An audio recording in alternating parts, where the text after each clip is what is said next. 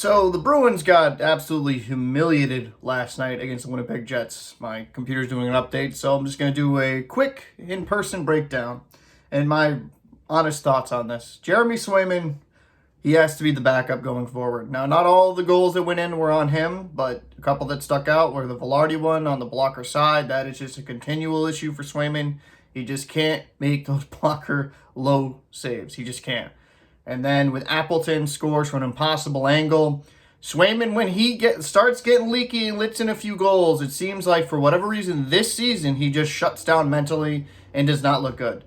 Now, the defense did him no favors. There were some horrific turnovers and there was a lot of dangerous scoring areas where they just converted on their shots. But at some point in time with Swayman, in my opinion, yes, you got to play better defensively, but he's also got to make some of those big, spectacular saves. I mean, Kolosov for the Philadelphia Flyers, a guy with I think he had a career 800 save percentage going into that game, was making spectacular saves.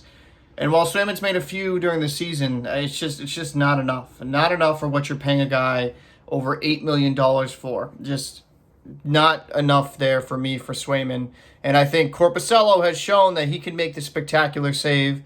For right now, I think it's the Bruins' best interest to just go with Korpisalo full-time and just ride him. Honestly, I think that's the best chance. Yeah, Swayman's looked improved in the last few games, but the Bruins didn't play any world beaters in that stretch. And the Winnipeg Jets absolutely humiliated the Bruins. I mean, the only thing the Bruins won last night was those fights, and congratulations to Frederick for beating Gustafsson, I guess. But yeah, it was just an absolute horrific performance by the Bruins.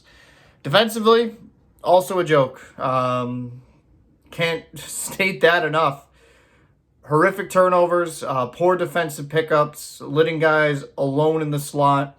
If the Bruins are going to be successful with this version, they're not a high-octane offense. They cannot keep up with the Jets. And the Winnipeg Jets are one of the best teams in the NHL. And I wasn't expecting the Bruins to win this game going into it, but I thought it at least make it somewhat competitive. Like, getting that spanked that badly is not a good sign. It's just an indication that the Bruins are a mediocre team this year. Maybe they slip into a wild card spot, but unless there is a vast improvement from this team, I just don't see them having the firepower to be anything more than that.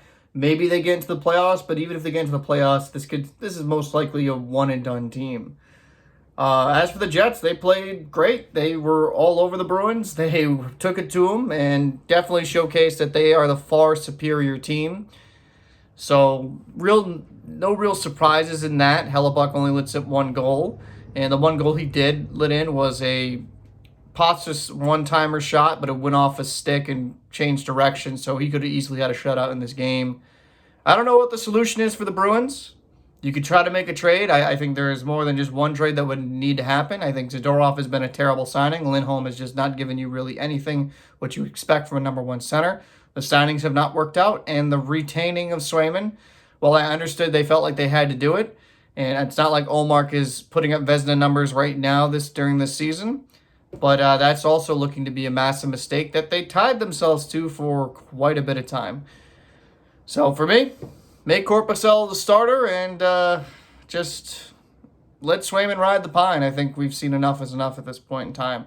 But I'd like to know your thoughts down below in the comment section. What did you think of this game? What do you think about the Bruins during the season?